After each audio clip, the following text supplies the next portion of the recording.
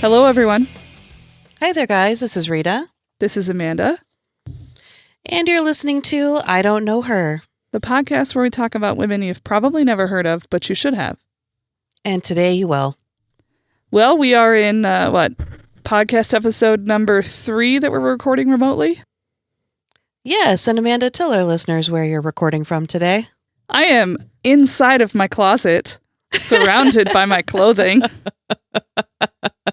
I can see her in her closet, by the way. Yeah, and our friendship reached a new level. truly it has. And as Rita just witnessed me like snapping at my wife because she wanted me to move to another room. And I'm not actually angry with her, although, you know, being in the house for this many days together is testing us. But what I'm really pissed about is my neighbor who never stops hammering. We've lived in this house for almost 2 years, and I think he's hammered something every fucking day every year of this time. And he's currently got, like, yesterday, we were out on our porch, and our neighbor's driveway had their vehicles in it. This morning, we woke up, and there was a tiny house in their driveway. What? Yeah, an actual tiny house in their driveway. Okay. Did somebody move in? That's what we were Or did wondering. he build that overnight? We were like, oh my God, is he starting his own compound? Because, fun fact, that neighbor used to be in a cult. Yep. Okay. In Stevens County. They were in some weird religious cults where, you know, everybody has to be like Jesus's followers or whatever. And No, do the women look like prairie people with like Yes. the big wall of hair and the dresses down the floor? yes, and everybody is like homeschooled and all of that jazz. So he was actually, there's a podcast about the Bundys called Bundyville. Okay. And his grandfather or father is actually one of the featured subjects of that podcast. Like, because of how crazy they are. No thanks. And that's your neighbor. Well, to be fair, they left the cult and they are better. But the hammering is going to make me homicidal at this point. You know, that's one thing I cannot stand is neighbor noise. You know, Amanda and her wife live in a house, but I live in an apartment, and I live in a middle apartment. So I have someone above me, someone next to me, and someone underneath me. I have a fucking idiot who's like, this is his first beer apparently in his first apartment. So he's just loud as fuck all the time. And then the people above me have 2 little rugrats that they have come over every single day, and they just boom, boom, boom, boom, boom, boom, boom, boom, boom, boom, boom, boom, boom, like just running, and it's so annoying. And especially from being home so much now, there's like no way to get away from it. Yes, I am having a lot of issues today calming down because I can't get away from anything. And I just want to go to a bar and have a beer or a drink. It'd be nice to get out and do something like that. Yeah. So Yeah. hopefully, you know, folks who are out there, you're learning how to deal with the stress and the isolation and, but being safe at the same time. Yes, I hope so too. So why don't we get busy today and get down to business? I went first Alrighty. last time, I believe. Alrighty. So it's your turn. So I have a feeling you might know who my person is today. I'm actually legitimately nervous that we are having the same person today. Uh-oh. Have you ever heard of Gladys Bentley? Oh, thank God. No, I don't know who that is. She is a highly successful Harlem Renaissance blues singer, a pianist, an entertainer, and a crossdresser. Oh, interesting. Like, did drag? In a way, yeah. Okay. Because, like, crossdresser kind of has fallen out of favor as a term because it was often used pretty derogatorily towards people who expressed gender variance. Mm-hmm. So if I always take the mindset, if the person identified as a crossdresser, I'll continue to use that language. Oh, But if I they see. didn't, then I don't. Then you don't. I Mhm. don't know what she dressed. Well, we'll get there. We'll get there. Okay. All right. So Gladys Bentley was born on August 12th in 1907. Her mother, Mary Bentley, was from Trinidad, and her father, George Bentley, was an American from Philadelphia. There are some conflicting reports that say that she was born in Philadelphia, but in an interview, she said that she was born in Trinidad, but there is proof that she was born in Philadelphia, so I feel like maybe she was kind of towing a line with her origins there. Either way, she was raised in Philadelphia. She was the oldest of 4 siblings, and from the get-go, her childhood was extremely sad and very rough. Her mother, while pregnant with her, was set on having a boy. All she talked about was that she was going to have a boy. She even bought all boy clothes. She picked a boy's name. She even said that she didn't like girls, that girls were nothing but trouble, and that she didn't want a daughter. Yikes. Yeah, she'd go out in the neighborhood, and even she would go out in the street and like watch groups of boys playing and convinced herself that that's how her son was going to play, like almost trying to memorize like how they were supposed to be part of society, I guess. Weird. And so when Mary gave birth to Gladys, she was obviously extremely upset, and she refused to even touch Gladys or feed her. Oh no. There's So going to be the some first- serious attachment problems then. Yeah. So for the first 6 months of Gladys's life, her mother didn't even touch her, and she did not feed her once. Whoa. That's awful. Gladys's grandmother bottle fed her and took care of her, and she finally convinced Mary to finally start taking care of her baby. But her mother's disdain for her just did not end there.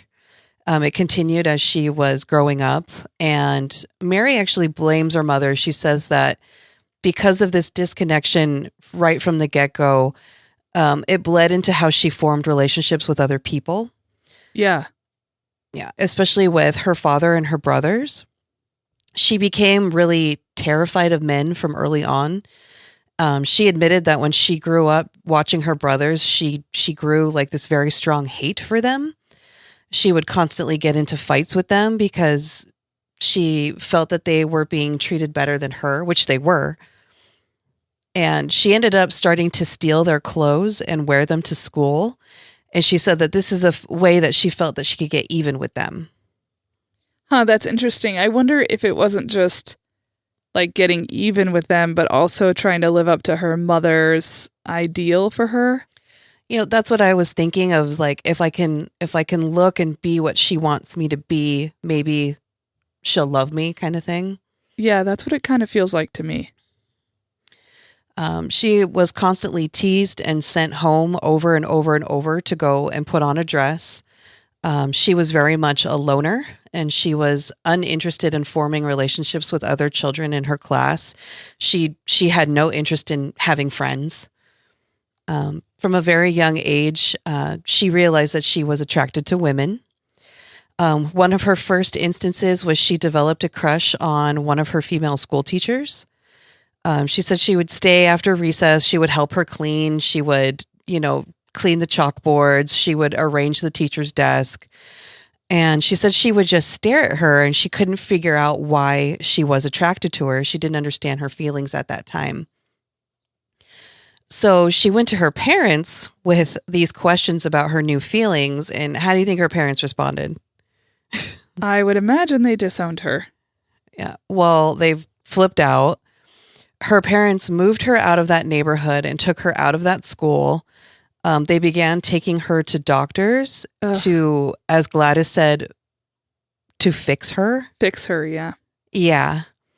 She became ostracized from her entire family. She said that there would be like whispers in the other room, and she would walk in and everyone would just get quiet. Like they literally made her feel as an outside person. In an interview with Ebony magazine, Gladys said this. There are parents who place their own selfish inclinations above the welfare of their children, who recklessly break up homes and go their separate ways. Many of us who have strayed from the paths of what society calls normal were once children in unhappy or broken homes. I imagine that was like incredibly traumatic. I would have no faith in humanity whatsoever of these people that she even went to her parents to seek guidance and generally see and like truly seek for herself, and they shut her down. And that to me is heartbreaking. Well, it is, and it's just a further example for her of why you can't trust people. I mean, she's just never going to be able to trust anybody. Yep. So she was overwhelmed and just confused. She said she was seriously full of frustration. She was very angry. It was this frustration that Gladys said that she poured over her piano. Much of her time was spent alone with her piano, and she began writing her own music. And she actually developed quite a skill very quickly, and it was because she had all of this time by herself to play the piano. In 1923, when Gladys was 16, she said she wanted out. She ran away from home, and she ran away to New York City. When she arrived, she found the Harlem Renaissance was in high gear at the time. Yeah. For money, Gladys did the one thing that she knew she could do, which was play the piano. Oh, good. I was like real worried when you started that sentence. I was like, oh no. Well, she started performing at house parties. She started playing at rent parties, which I'm pretty sure you're familiar with what a rent party is. I think so. Remind me. Well, a rent party is like they used to host a rent party. I thought you said a rat party, and I was like, I don't know what that is. Well, the rent parties where they would invite people over to their house. You'd pay $1 to get in, and you'd stay and party, have some booze, and those people would keep the money to pay their rent. Right. And a couple of small hidden clubs she was also playing there. These clubs were usually in brownstones, and they offered music, alcohol, gambling, and sometimes prostitution. This new environment, Gladys said that she finally felt comfortable and among people who accepted her and her sexuality. Gaining some small exposure, she landed on an audition with a Broadway agent with OK Race Records. The producer there loved her voice and what she called her torchy numbers. Torchy? And torchy. What does torchy mean? I don't know. On fire?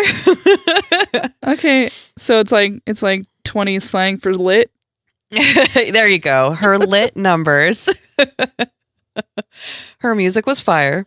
So he arranged for her to cut an 8-record deal, and he cut her first professional check, and he cut her a check for $400.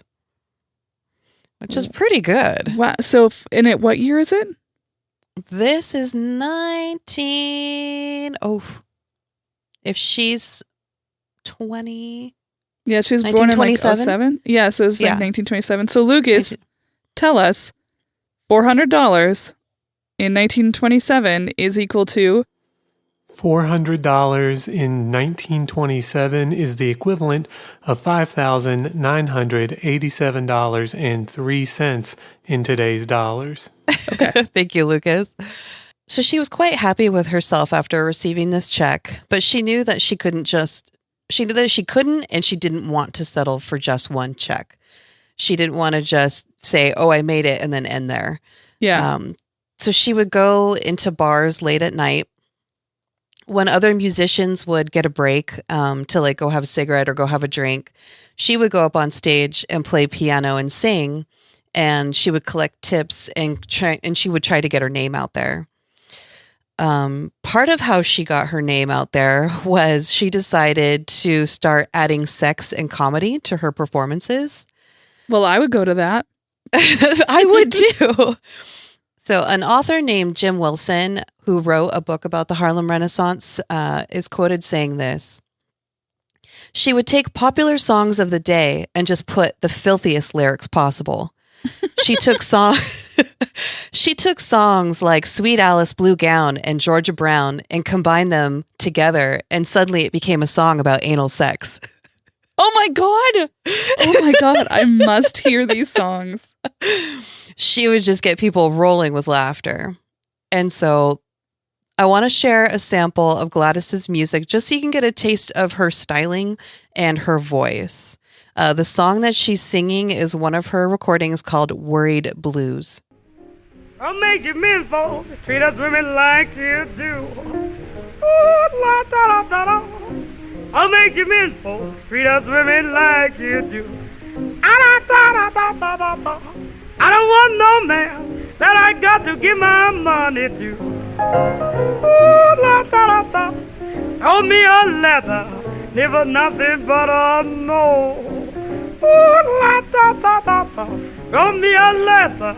Even nothing but a no. Goes right back and told him, man, I ain't no Billy Goat. Give my man everything from a diamond. That's cool. I liked the way she sounded. Yeah. If you listen to the lyrics too, she's like singing about a man and like what can he do for her, and part of it was like he'll give me a diamond ring and I'll put him 6 feet in the ground. Oh, so she could be friends with Belle Gunness. There you go. So I think as Amanda was listening to that clip, she noticed that kind of Gladys's trademark was to kind of do that growl with her voice, almost mimicking like how a muted trumpet sounds, which is really cool that she could do that with her voice and add like her own little bit of percussion to it. Yeah, it was. And also I recognize her from the picture that's like a still shot of her. And she's wearing like an entire tuxedo, a white tuxedo with a top hat, little like, you know, like what were those called? The tails that are on the jackets? Just called tails, I suppose. I think it's just it's usually, I believe the coat was called an Eton coat in front, where it's short and it kind of ends at the top of your belly button and then the tails go super long. An Eton coat? Yeah, Eton. Oh, okay. Well, I learned a lot of new things just now. Like the fact that Rita knows what an Eton coat is. Friend fact. So people that watched her play said that she had amazing musical energy, that her voice would just boom and she would play for hours nonstop and she would just pound on the floor with her feet. Like she was just a joy to watch. A couple of people have said too that her recordings are good, but it was nothing compared to what she looked like performing live. And obviously she's not going to be singing about anal sex on a record, not at this time. No. So as her fame took off, she started playing larger Harlem venues. She played the Cotton Club, the Apollo Theater, and the iconic gay speakeasy, the Clam House. The Clam House. Oh, good Lord. I want to go to the Clam House. Wouldn't you love a t-shirt that said the Clam House on it? Yes, I would. Maybe we should make some for our podcast. Ooh, that would be fun. Yep, I would totally be down with that. Maybe we'll put one of those on the Patreon. So the Clam House was actually looking for a male performer, and the owner, Gladys convinced the owner to let her play one song. And so when she was finished, the audience burst into applause, and the owner approached her with a $5 bill, paid her, and said, "Play whatever you want. I don't care. You're fantastic." That's great. So this is when she started dressing in full suits at this time. And so, as you mentioned, her trademark was this all-white suit, consisting of a white dress shirt with like stiff collars, a bow tie, white Oxford shoes, her Eton jacket, and she had a top hat and a cane, and she actually cut her hair super short and slicked it back. And she also began performing under the name Barbara Bobby Minton, but she would just perform under the name Bobby. Her pay at the Clam House started at $35 a week plus tips, but her popularity rose so quickly she started getting $125 a week. Okay, Lucas, tell us what $125 a week. What was it, 1928 by then? Probably 1928, 1930. Yeah. Okay, tell us what that would be now. Because 120, you said $120? 125. That is already like even today would be a pretty decent amount of amount of money and she's to make. making tips too. So Yeah. who knows how much people are putting in that tip jar? $125 in 1928 is the equivalent of $1,895.59 in today's dollars. So the club actually even renamed themselves, called the Barbara's Exclusive Club after her stage name. She was now at this time able to rent a brand new $300 a month apartment on Park Avenue. She hired her own staff and she purchased her own car. So clearly not doing poorly for herself. No. She also kind of liked to start gossip about herself. Like she wanted people to talk about her. So she went to a gossip column herself and said that she had gotten married. And they asked her who the lucky man was. And she said, man, it's a woman. That's why I do know something about her. I know I read, I think on Autostraddle, something, a little blip about her. Because I think she was like the first lesbian marriage or something like that. Or something close to it. Well, she claimed that it was not only legal, but that she had married a white woman. Whoa. The woman... Yeah, the woman's name was never revealed, nor was it confirmed that the marriage actually happened. But of course, there was a flurry of buzz about her and a lot of talk. And I think that's what she wanted. She wanted to be a button pusher. Well, and it's pretty clever, right? Like, you're forgotten if people aren't talking about you. So you might as well make people talk about you. Make your own page 6. Mm-hmm. So at this time, she's writing music that is also controversial. She would write songs calling out abusive men. She openly sang about her sexual relationships, about money, about gambling, about drinking. And she would go through the audience and openly flirt with the women in the audience as well. I seriously wish I could go back in time just to be in with the club that she is performing in. She toured the country with this act, and she went to places such as Cleveland, Pittsburgh, Chicago, and Hollywood. She performed for celebrities like Cesar Romero, Cary Grant, and Barbara Stanwyck. Those are big names. Yeah. In 1933, she's 26 years old at this time. She tried to move her show from Harlem to Broadway, but she got complaints about her lewd performances and the fact that she featured a chorus line of 8 drag queens. It led for police to shut down her show, and they locked the club doors. So she continued to play in Harlem till about 1938. The Renaissance was dying down and the club scenes were changing. And Gladys said she saw a deepening push back from the police and government to get back in the closet. The door that had opened for her to express her sexuality was starting to close again. Yep. And she, like, even the famous suits that she liked to wear, they were now requiring her to get expensive permits to even wear her suit. Isn't that absurd, the idea that you had to get a permit to be able to wear clothing of any kind? Who else had to get a permit? Was it Clementine? Yeah, Clementine DeLay, the bearded woman. Yeah, she had to get a permit and a medical exam to wear pants. Yeah. Oh, gross. And some clubs actually started refusing to let her play if she didn't put on a dress. So even though her music was still very popular, she socially was becoming less acceptable. So she decided to pick up and move to California, where she got a gig as a lead performer at San Francisco's first lesbian bar called Mona's 440 Club. She didn't, however, have as much success as she did in Harlem.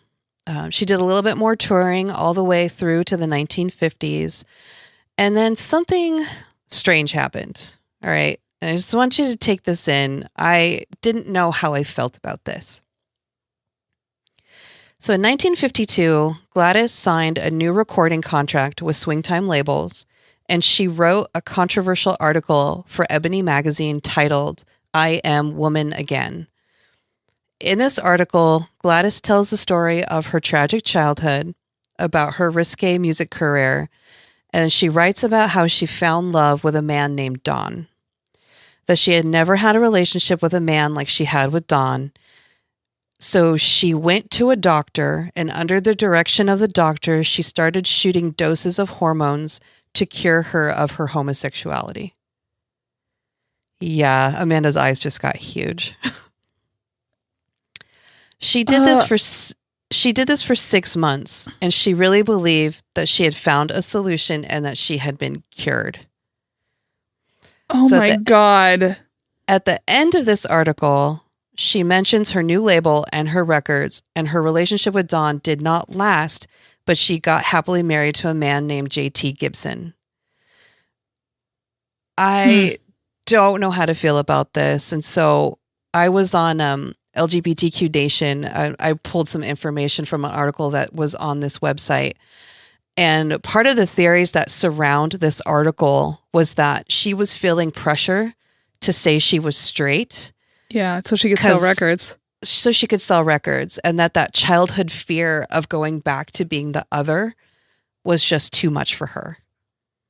I think there's that possibility. There's also the possibility that no one's necessarily, like, few people are on the far ends of the Kinsey spectrum when it comes to sexuality. Few people are all the way straight. Few people are all the way gay.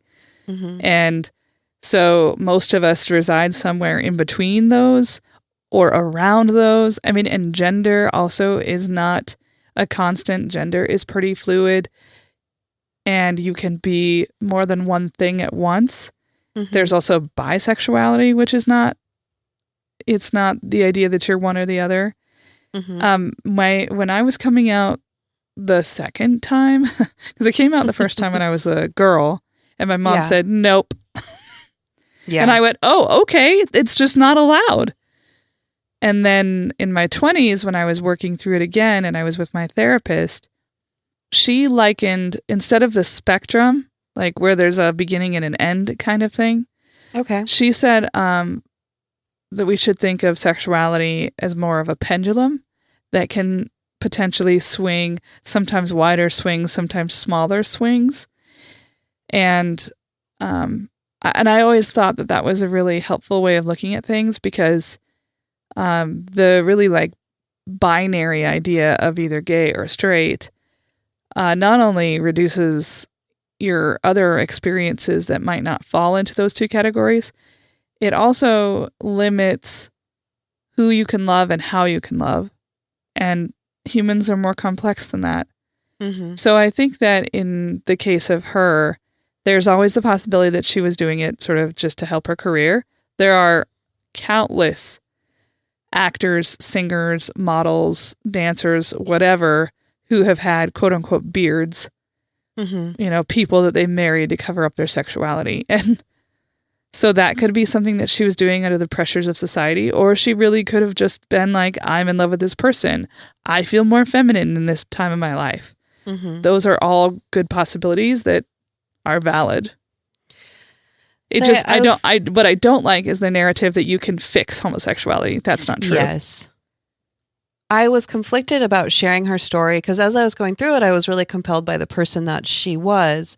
And then to end on this note with her, I was upset, but then I was like, you know what? I have the privilege to be able to be upset. She was actually this Black woman living in this time who had been abused, who was so lost emotionally.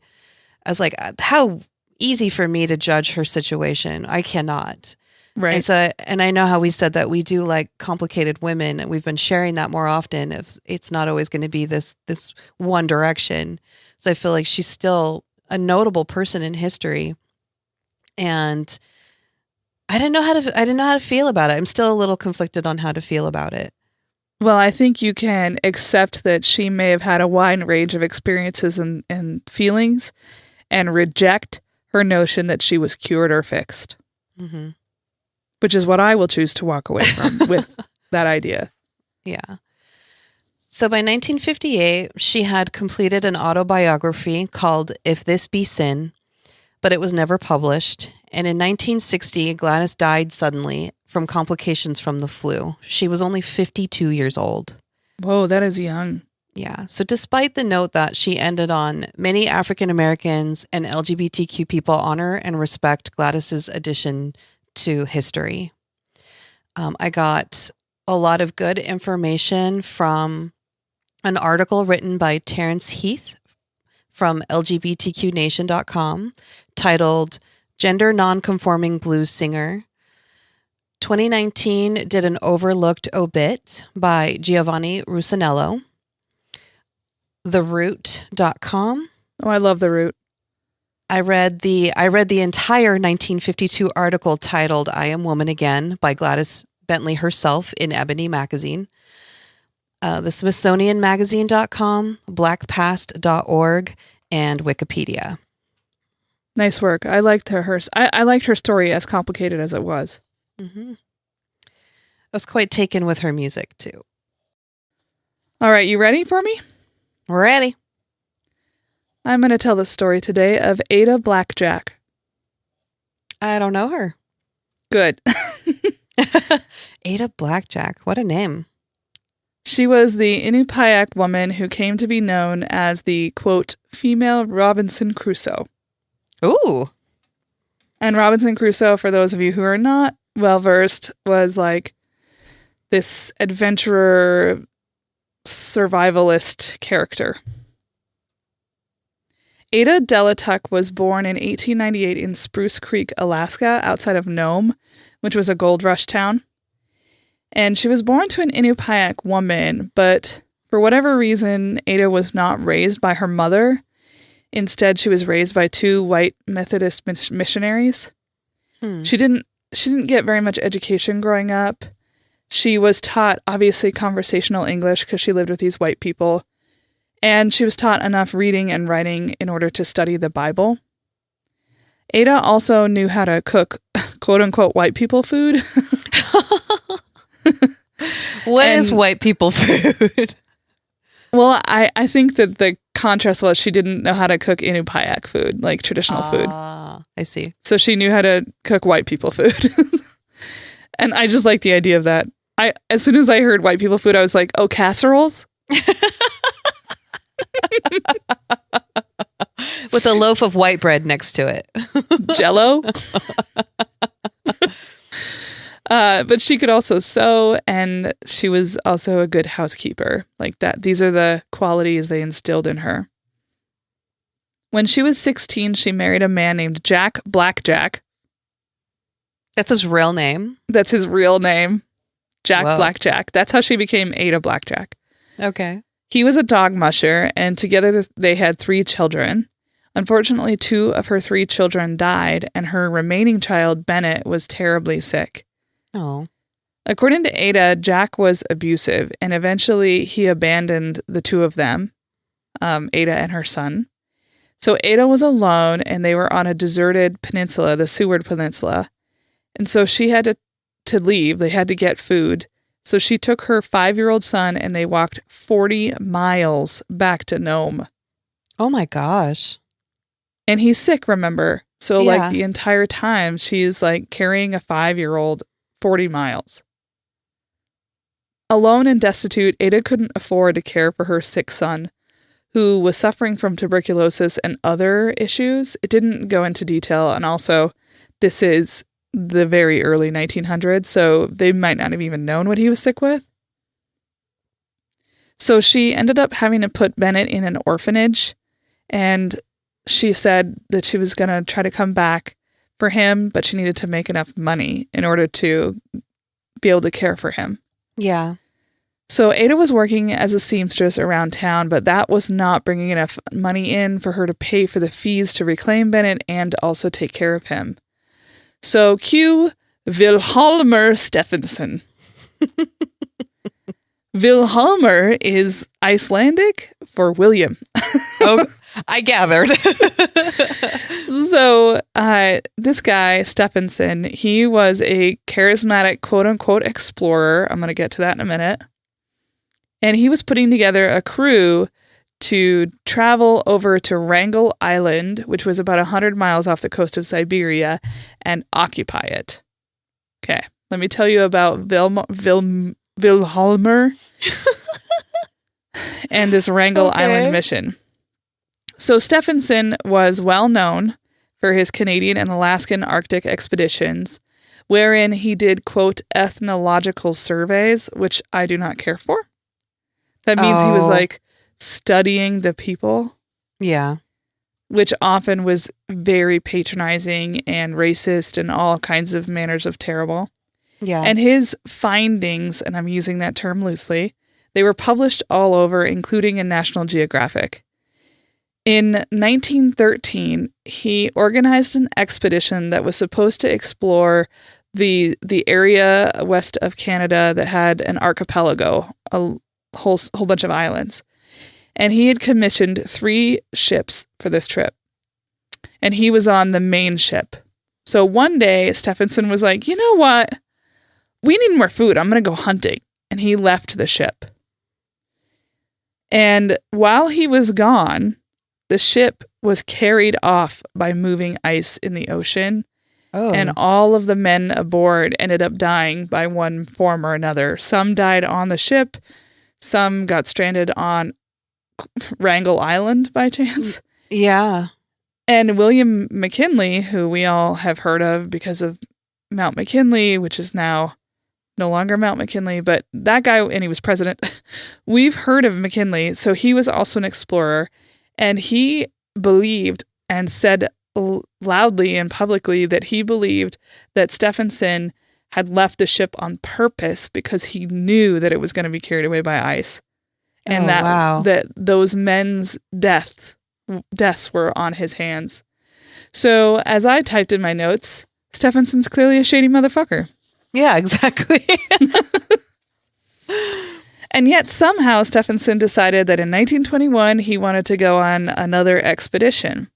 This time he wanted to claim Wrangel Island for the British. So the international law at the time, which is wild to me, said that if a land was, quote, unoccupied, it could be claimed if after a period of 2 years of occupation. Okay. So all you have to do is hold up for 2 years and then it's yours? Yes. If it's fuck. unoccupied prior to you showing up. Okay. And of course, native people, indigenous folks, do not count as occupiers. Mm-hmm. So he wanted to do this, right? He wanted to occupy Wrangel Island, and he wanted to do so for the British. However, the British had no interest in the island, and the Canadians didn't want to fund his trip. But Stephenson couldn't be swayed, so he decided instead he was going to pay for it himself. Yeah, you getting a good picture of this guy? Yep. Stephenson also, so he decided to put together a crew, and by this point, the experienced sort of sailors, crewmen of this kind were not interested at all in being on his ships, right? Because Okay. he'd proved himself to be a pretty irresponsible leader. Yeah. So when it came time to pull together a crew, he ended up getting people who had no idea what they were doing. Of course. That's so shitty. So the crew that he pulled together for the Wrangel Island trip consisted of Milton Gall, who was 19, Alan child. Crawford, Alan Crawford, age 20, and then Lorne Knight and Fred Maurer, who were both 28. And he had told them that they needed to get an Alaska Native family to come on the ship so that when they landed, the Alaska Native family would take care of the camp and would hunt and fish for them. So they were looking for an English-speaking Inupiaq or Inupiaq people, like plural, to be able to come on the ship and go with them, right? Okay. In exchange, whoever would come of the Inupiaq people would make $50 a month. And they would also obviously get free room and board. So it was kind of a sweet deal, right? Okay. So $50 a month in 1921. Lucas, tell us what that is. $50 a month in 1921 is the equivalent of $726.43 in today's dollars. So $50 a month was way more than Ada could make as a local seamstress. So she decided to go with them. She spoke English. She could go. Besides, they had said, like, if you come along, don't worry, you won't have to do any of the heavy work. That's all going to be these white guys doing it. Okay. So you just basically get to hang out and, sew some things and make some food, and that's it. You don't have to, brave these terrible conditions. When it came time to board the ship, all of the other Inupiaq folks who'd signed up backed out, saying that it was too risky. Ada considered doing the same, but her desperation to get her son Bennett back and her guilt at the idea of leaving these young men alone pulled her aboard. Oh, jeez. So it's important to note that while Ada Blackjack was an Inupiaq woman, she had been raised by white people, and she was not well versed in any traditional ways of hunting or skinning seals or anything like that, which were things that many traditional Inupiaq had and they knew how to do. And that's what Stephenson was intending for the crew to seek out when he told them to go out and find a native family to come aboard the ship. In fact, Ada was basically useless in those trades. Oh, no.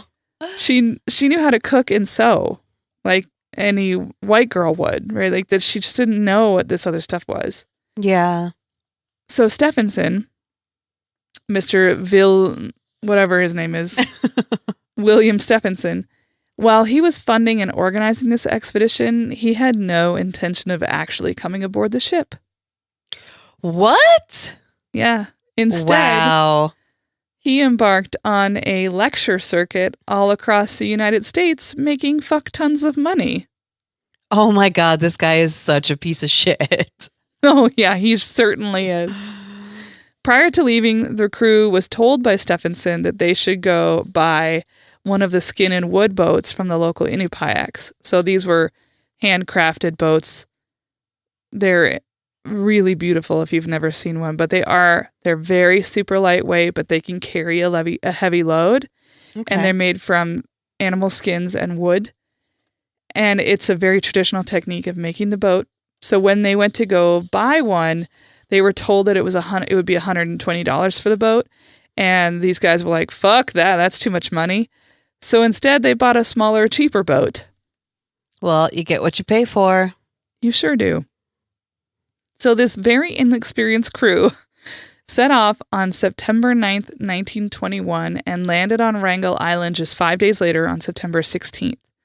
They raised the British flag, claiming the land for the Brits, and then they settled in. They had 6 months' worth of supplies that Stephenson had purchased and put on the boat. Despite the fact that the crew was relatively inexperienced, they weren't worried about anything, about running out of supplies or the harsh conditions, because Stephenson had assured them that the island was full of wildlife. So they would be able to hunt no matter what. I don't believe this. I don't believe this at all.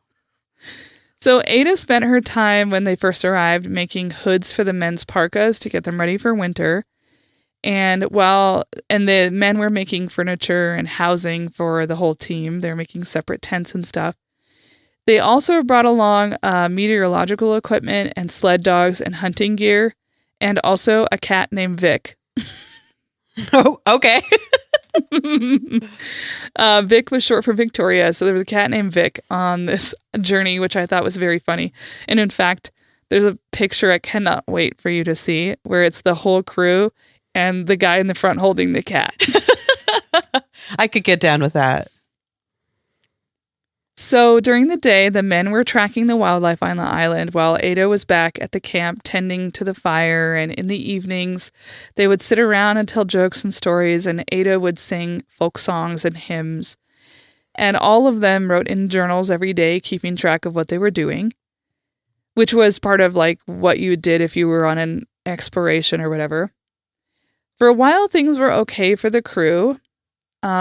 And they appeared to get along pretty well, except for one guy. His name was Lorne Knight. He was immediately and continuously disrespectful of Ada. He would call her, quote, the woman, instead of using her name. So they were doing okay until they started to notice that the wildlife wasn't as robust as Stephenson had initially claimed it would be.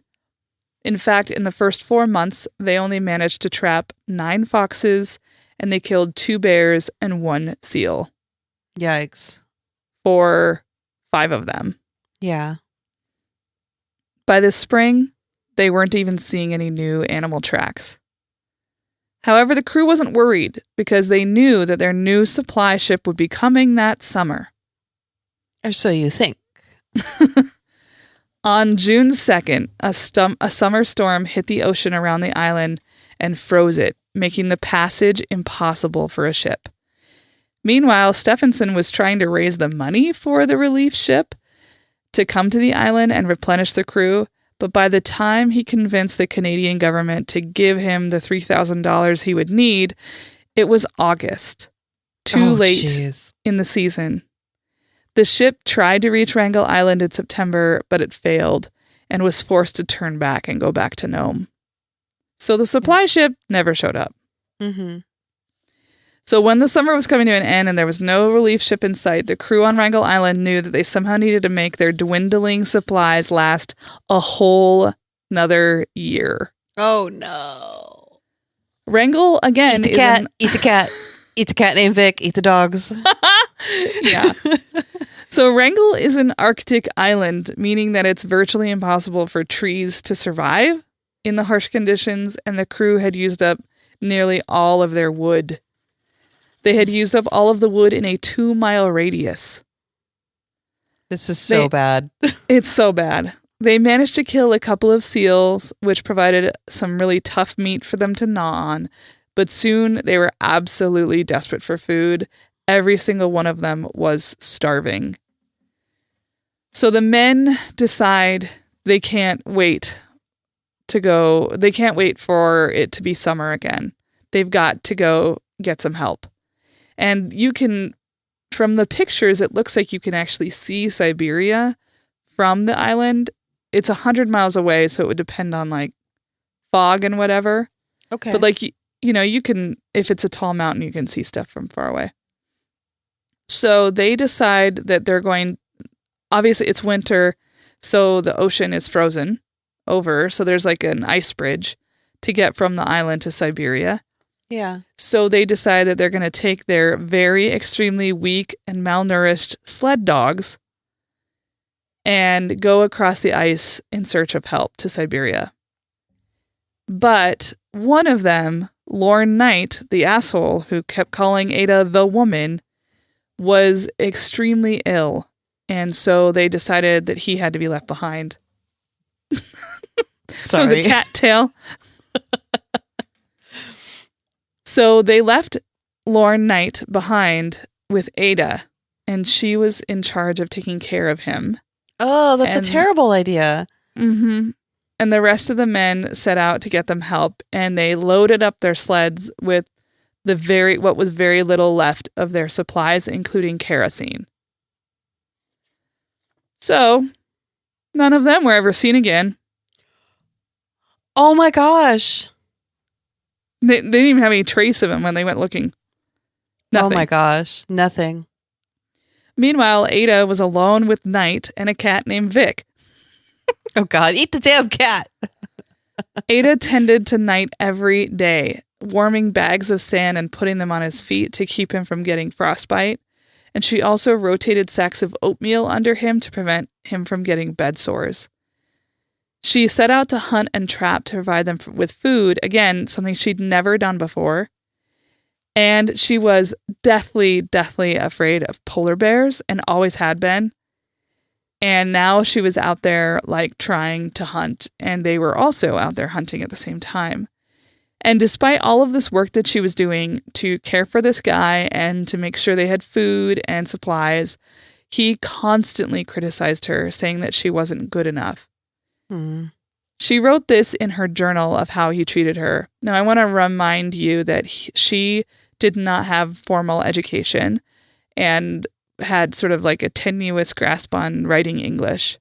Okay. He never stopped and think how much it's hard for women to take 4 man's place, to woodwork and to hunt for something to eat for him and do waiting to his bed and take the shit out for him. Oh.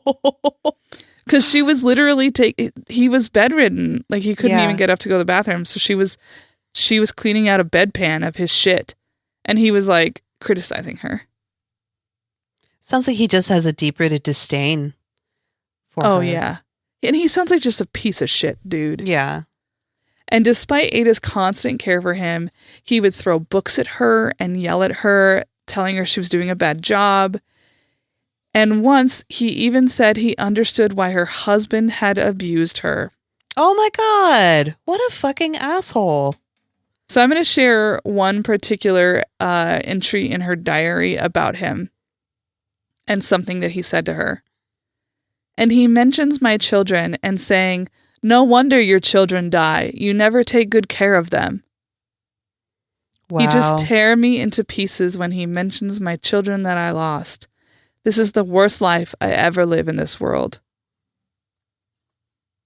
Wow. He's a fucker. Yeah, he is. So Knight became more ill. He had sores breaking out all over his body. And tell me if you can guess what he was sick with after I tell you this gruesome part. Ew, did he have syphilis or something? His gums loosened, his teeth fell out, and he began to bleed from his skin and from his nose. What did he have? Scurvy! Oh, jeez. So sometime during the night of June 23rd, 1923, Lauren Knight died. Ada used his typewriter to record his death, knowing that this would be needed for any future records of this expedition. But Ada was too weak to bury Knight, so she managed to create a barricade of boxes around his body to keep the animals away. Yeah. But the stench, even in negative 56-degree weather, was too much for her. She was like dying from the stench. And she was forced to move into the cook tent. But now Ada was also beginning to show signs of scurvy. Her eyes were swelling and she was getting headaches and stomach aches. But she was determined to live, writing, "I must stay alive. I will live."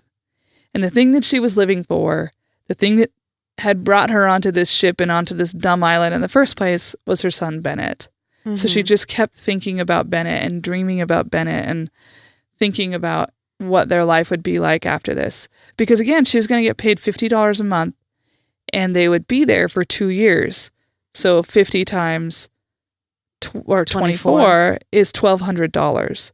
It's a lot Lucas, in 1923, what would $1,200 have gone for now? $1,200 in 1923 is the equivalent of $18,277.41 in today's dollars.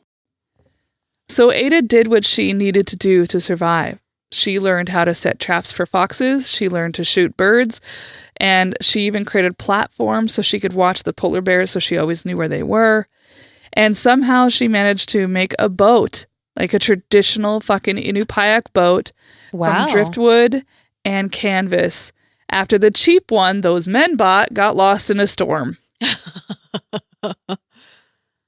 She even taught herself how to use the camera they'd left behind and took a few self-portraits. Wow. Can't wait to see those. She even built a gun rack that she put above her sleeping bag so that she could shoot a polar bear if it came into the camp. In fact, while hunting seal one day, she came face to face with a very hungry polar bear that was stalking her. Thankfully, it ate the seal she shot instead of her. Vic the cat was her only companion. Oh. And Ada later said that the cat was the one thing that kept her sane, that she talked to Vic all the time, and that they would lay together at night and kept each other company. Oh, that's sweet. But the terror and isolation of the island was working on her psyche. She was terrified she'd never see Bennett again, and she decided to write up a will in the event that she died before a rescue ship showed up. So I'm going to read you the little will she wrote. It's very brief.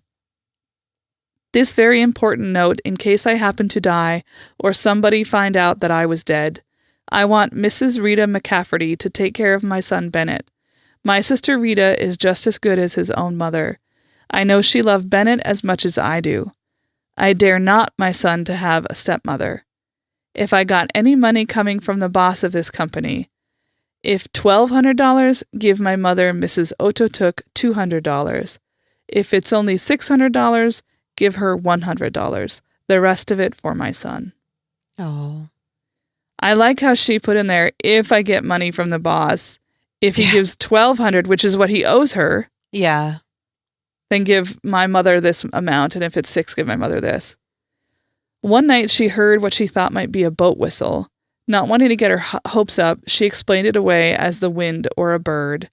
But sure enough, the next day, on August 19th, 1923, a rescue ship from Nome, Alaska crested the horizon.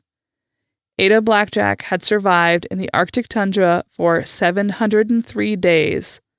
Jeez. 57 of those she spent completely alone. I'd go crazy. The rescue crew found a woman who looked pretty good off based on where she was, and she was wearing this magnificent, huge reindeer coat that she had made for herself. And the camp was in such good condition that they were all extremely impressed. Ada, however, had only this to say. I want to go back to my mother, she cried. Will you take me back to Nome? No. When they were safely back on the mainland, the tale of Ada's survival became headlines across the world, and people started calling her the female Robinson Crusoe. But she didn't like the way that they talked about this, like as if it was like some fun, crazy expedition, like an adventure. It was pretty fucking terrible. It was awful. And she only wanted two things: the money she was promised and her son Bennett. So Stephenson, our favorite, took all of the credit and glory for Ada's miraculous survival, and he profited off of it when he wrote a book called The Adventure of Wrangel Island, which he used her journals to write. Oh my God, this person needs to be shot. And he never gave her any of the money from that book, and he paid her less than what she was promised. This man is garbage. Fucking garbage. She did get some money. It just wasn't $1,200 like she was supposed to get. With the money she did get, she was able to get Bennett out of the orphanage, and she took him to Seattle for treatment for tuberculosis. Meanwhile, some asshole from the rescue ship decided to tarnish Ada's reputation, saying that she had neglected Lorne Knight, and even going so far as to tear out pages in her journal that proved that she had been taking care of him, and made her look like she was a mean, terrible, and basically murderous person. Why? I don't know. He felt that she hadn't done enough. I don't know. Okay. So later on, it was found out that he had been lying, and he was actually forced to apologize, but the damage was done.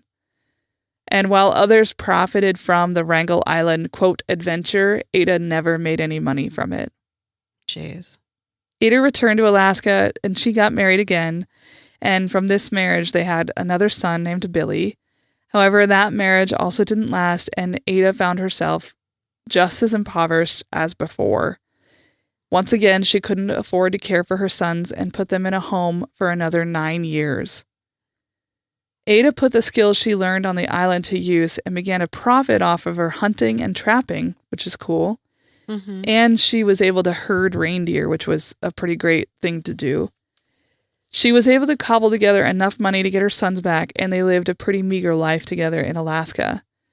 Bennett, however, was never fully healthy. He died of a stroke in 1972 when he was only 58 years old. Wow. Ada Blackjack died in a nursing home in Alaska on May 29th, 1983, at the age of 85. Her surviving son, Billy, said this of his mother. I consider my mother, Ada Blackjack, to be one of the most loving mothers in this world and one of the greatest heroines in the history of Arctic exploration. She survived against all odds. Wow. Incidentally, I'm going to tell you something that's really going to be a kicker. You ready? Okay. Wrangel Island had been occupied by Russia since 1916, a full 5 years before Ada Blackjack and the crew set out, meaning the entire expedition was for nothing. Oh my God. No. Yep. All for nothing. Hmm. And the Russians have actually used the island at one point as a concentration camp and as a training camp for KGB agents, but now it currently serves mostly as a wildlife refuge and a research station. Hmm. So Ada's story was pretty much lost to history for quite a few years, but in the past decade, a number of articles and a few books have unearthed what she went through. There was one really cool book that I read about called Ada Blackjack, A True Story of Survival in the Arctic, by a young adult author named Jennifer Niven. That was published in 2004. And that's the story of Ada Blackjack. Wow. What a crazy story and sad, but yeah, she didn't give up. And I should note that she was tiny, like 5 feet tall. Oh, wow. She was really small. And to be able to like do all of the things she ended up doing in order to survive is pretty impressive. Oh, the poor thing. Oh, I know. I mean, there's a lot of racism happening in there that made things really terrible. Yeah. But I think she's still a testament to how strong and strong-willed women especially can be. Mm-hmm. And there's something to be said about, like, even though she was never taught those skills, somehow deep within her, she already had them. Mm-hmm. So I used four sources mainly. One was called Ada Blackjack, the Forgotten Soul Survivor of an Odd Arctic Expedition by Tessa Hulls for Atlas Obscura. The Inuit Woman Who Survived the Arctic Alone by Kate Cyber for Outside Magazine. There was an article by Stephanie Buck on Timeline.com. And Ada Blackjack, Forgotten Queen of Arctic Expeditions on the Oceanwide Expeditions blog. Interesting story. Very. And I'm excited to share the photos because I think they give you a real good window into the kind of conditions that they were in just based on what they're wearing. Yeah, I'm really curious. Well, that wraps us up for another episode. Yeah, we had some complicated women today. We sure did. And the banging finally stopped, so at least we got to tell most of our stories in quiet. Yay. Well, thank you so much for listening, guys. And I am so happy you're still hanging in there with us. Thank you to Lucas and to Jennifer Finch for our lovely theme music. Yeah, till next time. Goodbye, everybody.